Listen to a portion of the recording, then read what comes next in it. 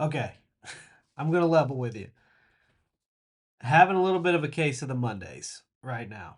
It is September 8th, 2025,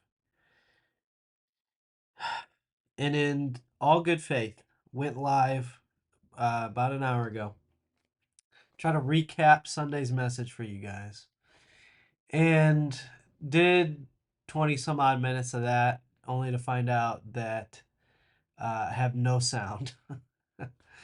And then went live immediately after again with the sound fixed, and well, that one didn't take off either.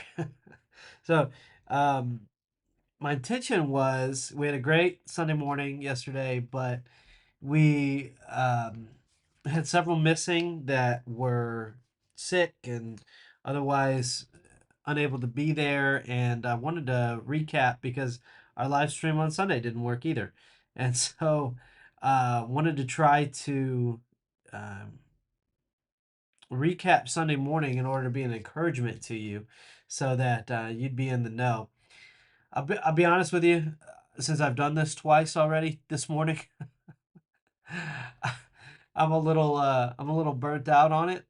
So I'm gonna go fast, but I'm gonna try to fulfill what I set out to do this morning, which is to acknowledge to our folks that we're sick, that we see you, that we love you, we missed you, and that I want you to be in on the know about where we were. Since you didn't get a live stream yesterday, some of y'all were in the comment section saying, "Man, I was kind of counting on that live stream and didn't get it." And I wanted to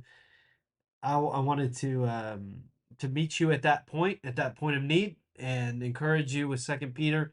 I hope that this still will be, even though I'm just I'm just a mess this Monday. Wow, all I can do is laugh because it has been such a comedy of errors, just a circus around here.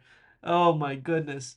So I want to share with you. I've Second Peter chapter 2 verse 1 through 10. I'm gonna go quick, but we've been in this series. It's been a great series on this small, kind of obscure New Testament book. And the first week we talked about how grace is the power that gives us everything that is required for life and godliness through the knowledge or right relationship of Christ, who calls us by his own glory and goodness. Of course, that is taken from our memory verse, 2 Peter chapter 1, verse 3 for this sermon series. Talked about that the first week. Second week, we talked about what the Apostle Peter's purpose for writing was, is the ministry of reminding. He wants to start by way of reminder. We took a whole week to look at that because I think it was significant that, and many times in the Christian life, it's not a ministry of just discovering new truths all the time, but of reminding ourselves of things that we think we have mastery of, but actually need reminding of, especially when it's difficult to be in obedience to those things.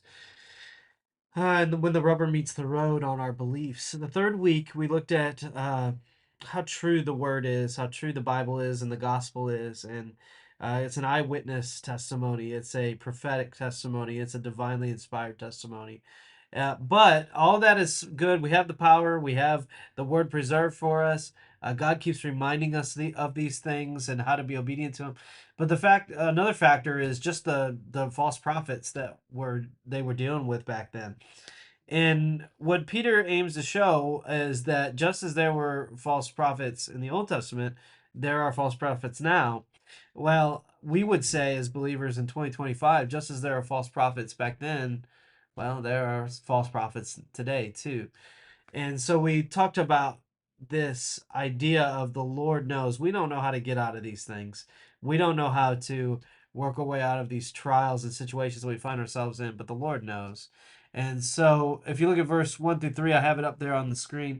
It says, "There were indeed false prophets among the people, just as there will be false teachers among you. They will bring in destructive heresies, even denying the master who bought them, and will bring swift destruction on themselves. Many will follow their depraved ways, and the way of truth will be maligned because of them. They will exploit you in their greed with made up stories. Their condemnation, pronounced long ago, is not idle, and their destruction does not sleep." So, from that, we see that just as it was then, that it is now. We might think, man, we've sure have advanced as a society and gotten so much better in all these areas. But there are still hucksters and shysters and liars today. Now they just have a YouTube channel and an Instagram account. Now it's the enemy doesn't come up with new schemes. It just has a wardrobe change. But the Lord knows the situation. That's the first thing we see that the Lord knows. He tells us the mode of operations that these false teachers have. They come in 4D. They come discreetly. Nobody announces that they're a false teacher. They come in secretly and try to deceive, like the serpent in the garden. They're destructive. They aim this false teaching will hurt you. It's not a matter of this is my truth and this is your truth. False beliefs of bad theology hurts people, and Jesus said the truth will set you free. And so it's also deteriorating. It's meant to deconstruct your faith to the point that the people that believed it, Peter said, ended up denying the master. And it's depraved. They want to take as many folks as they can with them. It's it's aggressive. It's growing. It's like a sickness that comes over people. And so those are the things that God shows us about these false teachers, just like it was then. It's the same thing now, but the God who created everything knows the things that we're going to walk through. And not only just intellectually, but empathetically too. He's a high priest that's able to sympathize with our weaknesses, who is tempted in every respect just as we are, yet without sin.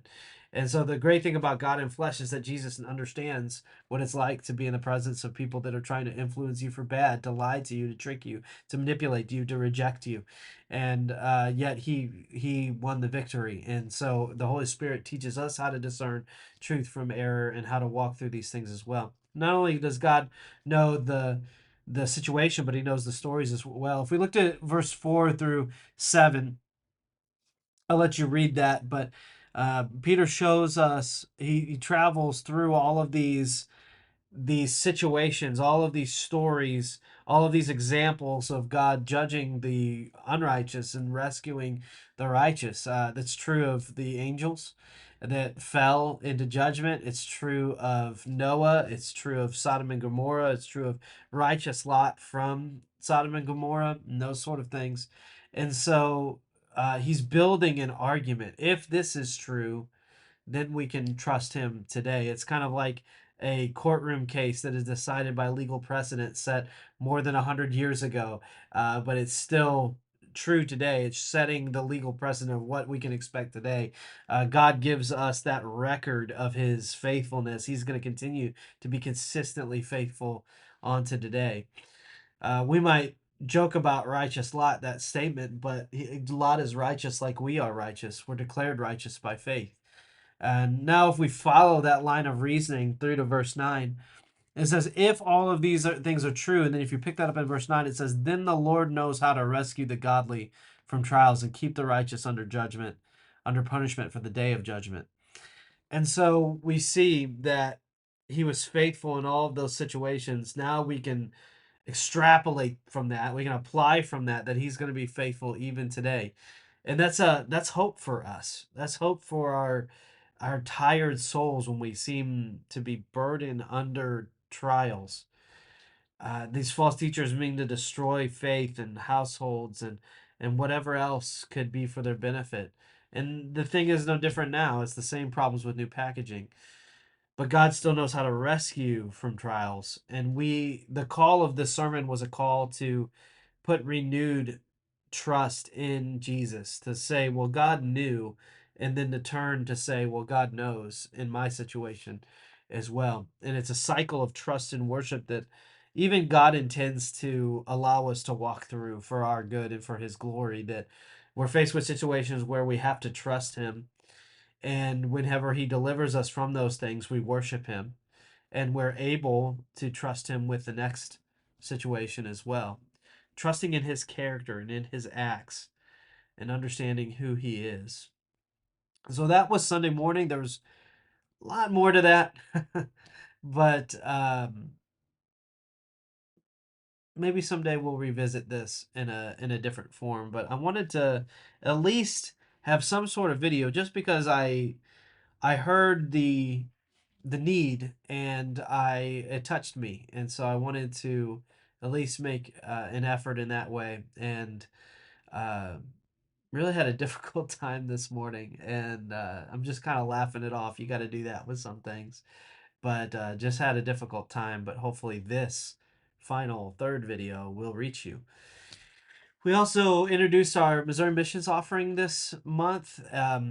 Just raising an effort. The statewide goal for that through the Missouri Baptist Convention is $800,000.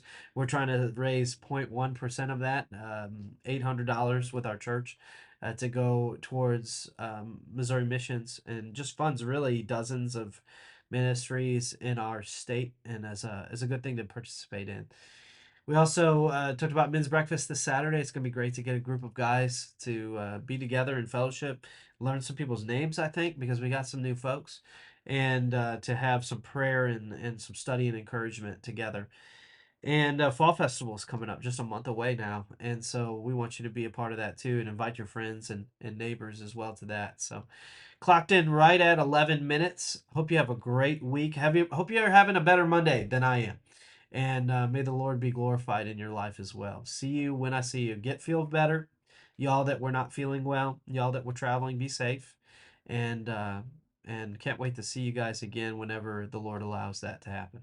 Bye bye.